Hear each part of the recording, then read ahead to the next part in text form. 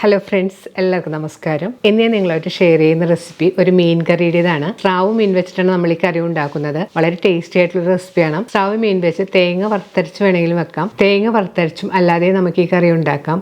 ഞാനിപ്പോൾ ഇവിടെ ഉണ്ടാക്കുന്നത് തേങ്ങ വറുത്തരച്ചതിൻ്റെ അതേ ടേസ്റ്റിൽ തന്നെയുള്ളൊരു കറിയാണ്. തേങ്ങയൊന്നും വറുത്തരക്കേണ്ട ആവശ്യമില്ല.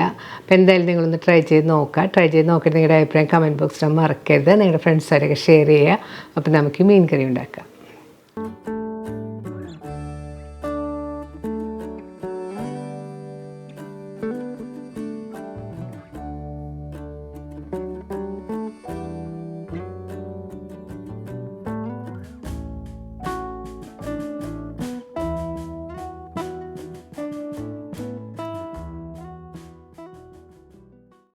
സ്രാവ് കറി ഉണ്ടാക്കാനായിട്ട് ഞാൻ 1 കിലോ മീനാണ് എടുത്തിരിക്കുന്നത്.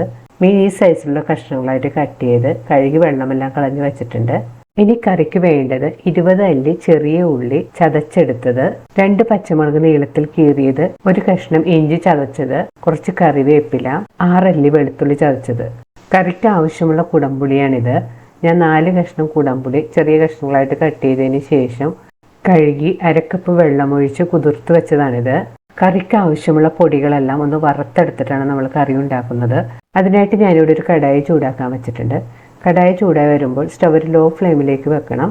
അതിന് ശേഷം ഇതിലേക്ക് 2 ടേബിൾ സ്പൂൺ മല്ലിപ്പൊടി, 2 ടേബിൾ സ്പൂൺ കാശ്മീരി ചില്ലിപ്പൊടിയും, 1/2 ടേബിൾ സ്പൂൺ സാധാരണ എരിവുള്ള മുളക് പൊടിയും, 1/2 ടീസ്പൂൺ മഞ്ഞൾപ്പൊടിയും കൂടി ചേർത്ത് കൊടുക്കണം. ഇനി സ്റ്റവ് ലോ മീഡിയം ഫ്ലെയിമിൽ തന്നെ വെച്ച് കൈ എടുക്കാതെ ഒന്ന് വറുത്തെടുക്കണം. പൊടികളൊന്നും കരിഞ്ഞു പോകാതെ പാകത്തിന് വറുത്തെടുക്കണം. ഇനി ഇതിലേക്ക് 1/4 ടീസ്പൂൺ ഉലുവപ്പൊടിയും കൂടി ചേർത്ത് കൊടുക്കണം. ഉലുവപ്പൊടി ചേർത്ത് വീണ്ടും നല്ലപോലെ വഴറ്റി കൊടുക്കാം. പൊടികളെല്ലാം മൂത്ത് നല്ലൊരു മണം വരാൻ തുടങ്ങിയിട്ടുണ്ട്. പൊടികളുടെ കളറെല്ലാം മാറി തുടങ്ങിയിട്ടുണ്ട്. എന്നാൽ പൊടികൾ കരിഞ്ഞു പോകാനും പാടില്ല. ഈ സമയത്ത് നമുക്ക് സ്റ്റവ് ഓഫ് ചെയ്ത് ഇത് മാറ്റി വെക്കാം. സ്റ്റവ് ഓഫ് ചെയ്ത് കഴിഞ്ഞ് പൊടികൾ കരിഞ്ഞു പോകാതിരിക്കാനായിട്ട് ഒരു പ്ലേറ്റിലേക്ക് മാറ്റി വെക്കണം. വറുത്തെടുത്ത പൊടികൾ തണുത്ത് വന്നിട്ടുണ്ട്. ഇനി ഇതിലേക്ക് കുറേശ്ശെ വെള്ളം ഒഴിച്ച് ഒരു സ്പൂൺ കൊണ്ട് നന്നായിട്ട് മിക്സ് ചെയ്ത് പൊടികളൊന്ന് കുതിർത്ത് വെക്കണം. പൊടികൾ കുതിർത്ത് വെച്ചിട്ട് എണ്ണയിലിട്ട് വഴറ്റി കറി ഉണ്ടാക്കുമ്പോഴത്തേക്കും പൊടികൾ കരിഞ്ഞു പോകാതെ കിട്ടും. പൊടികൾ നല്ലതുപോലെ കുതിർത്തെടുത്തിട്ടുണ്ട്. ഇനി നമുക്ക് മാറ്റി വെക്കാം. കറി ഉണ്ടാക്കാനായിട്ട് ഒരു മൺചട്ടി ചൂടാക്കി അതിലേക്ക് 3 ടേബിൾ സ്പൂൺ വെളിച്ചെണ്ണ ഒഴിച്ചു കൊടുക്കണം. വെളിച്ചെണ്ണ ചൂടായി വരുമ്പോൾ ഇതിലേക്ക് കറിവേപ്പിലയും ഇഞ്ചിയും വെളുത്തുള്ളിയും ചതച്ചും കൂടെ ചേർത്ത് കൊടുക്കണം. നമ്മളിവിടെ വെളിച്ചെണ്ണ ചേർക്കുന്നതും ഇഞ്ചിയും വെളുത്തുള്ളിയൊക്കെ ചേർക്കുന്ന ഭാഗം വീഡിയോയിൽ വന്നിട്ടില്ല. ആ സമയത്ത് ഞാൻ ക്യാമറ ഓൺ ചെയ്യാൻ മറന്നുപോയതാണ്. ഇഞ്ചിയും വെളുത്തുള്ളിയും ചേർത്ത് 2-3 മിനിറ്റ് നല്ലതുപോലെ വഴറ്റി കൊടുക്കണം.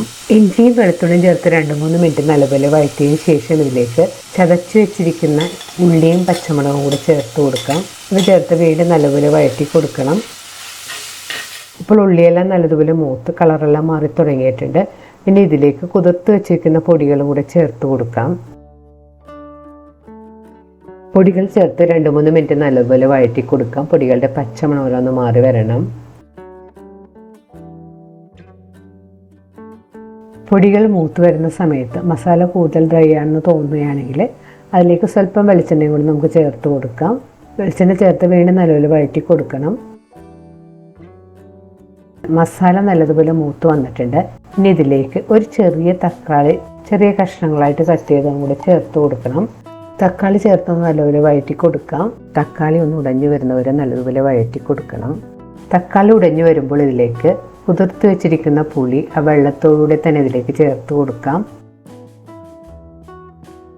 പുളി ചേർത്ത് നല്ലപോലെ മിക്സ് ചെയ്ത് കൊടുക്കാം. പുളി ചേർത്ത് കഴിഞ്ഞ് ഗ്രേവി നല്ലപോലെ തിളക്കാൻ തുടങ്ങിയിട്ടുണ്ട്.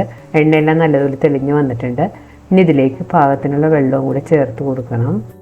വെള്ളം ചേർത്ത് നല്ലപോലെ മിക്സ് ചെയ്ത് കൊടുക്കാം. വെള്ളം നിങ്ങളുടെ ഗ്രേവിയുടെ പാകത്തിനനുസരിച്ച് ചേർത്ത് കൊടുക്കാം കേട്ടോ.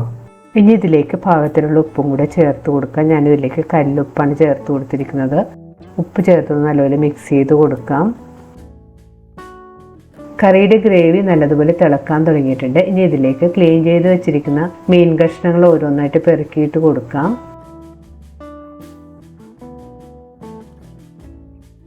മീൻ ചേർത്ത് കഴിഞ്ഞ് സ്പൂൺ കൊണ്ടൊന്ന് പതുക്കെ ഇളക്കി കൊടുക്കണം. ഇപ്പോൾ കറി നല്ലപോലെ തിളക്കാൻ തുടങ്ങിയിട്ടുണ്ട്.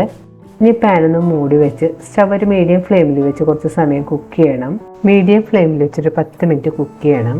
ഇടയ്ക്ക് പാനിൻ്റെ മൂടി മാറ്റിയിട്ട് നല്ലപോലെ മിക്സ് ചെയ്ത് കൊടുക്കണം. വീണ്ടും മൂടി വെച്ച് കുക്ക് ചെയ്യാം. കറി കുക്ക് ചെയ്യാൻ വെച്ചിട്ടൊരു 10 മിനിറ്റ് എല്ലാം കഴിഞ്ഞ് മീനെല്ലാം പാകത്തിന് കുക്കായി കറിയെല്ലാം കുറുകിയ എണ്ണയെല്ലാം തെളിഞ്ഞ് വന്നിട്ടുണ്ട്. ഇനി നമുക്ക് സ്റ്റവ് ഓഫ് ചെയ്യാം. ഗ്രേവി കുറച്ചുകൂടി തിക്കായിട്ട് വേണമെന്നുണ്ടെങ്കിൽ കുറച്ച് സമയം കൂടി കുക്ക് ചെയ്ത് കറി കുറച്ച് തിക്കാക്കി എടുക്കാം. അല്ല നിങ്ങളുടെ താല്പര്യം പോലെ ചെയ്യാം.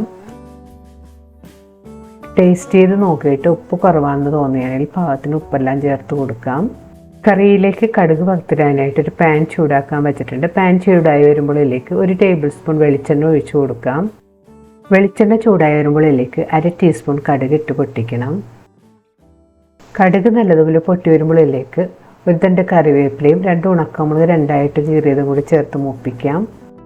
കറിവേപ്പിലയും മുളകും എല്ലാം മൂത്ത് വന്നിട്ടുണ്ട്. ഇനി നമുക്ക് സ്റ്റവ് ഓഫ് ചെയ്യാം. കടുക് വറുത്തെടുത്തത് കറിയുടെ മുകളിലേക്ക് ഒഴിച്ചു കൊടുക്കാം. അതിനുശേഷം നല്ലപോലെ മിക്സ് ചെയ്ത് യോജിപ്പിക്കണം. വളരെ പെട്ടെന്ന് ഉണ്ടാക്കിയെടുക്കാൻ പറ്റുന്ന നല്ല ടേസ്റ്റിയുമായി നമ്മുടെ മീൻ കറി റെഡി ആയിട്ടുണ്ട്. അപ്പോൾ എന്തായാലും ഒന്ന് ട്രൈ ചെയ്ത് നോക്കുക. ട്രൈ ചെയ്ത് നോക്കി നിങ്ങളുടെ അഭിപ്രായം കമൻറ്റ് ബോക്സിൽ മറക്കരുത്. നിങ്ങളുടെ ഫ്രണ്ട്സായിട്ടൊക്കെ ഷെയർ ചെയ്യുക. വീണ്ടും ഇതുപോലെ സിമ്പിളും ടേസ്റ്റിയുമായിട്ടുള്ള റെസിപ്പി ആയിട്ട് നമുക്ക് കാണാം. താങ്ക്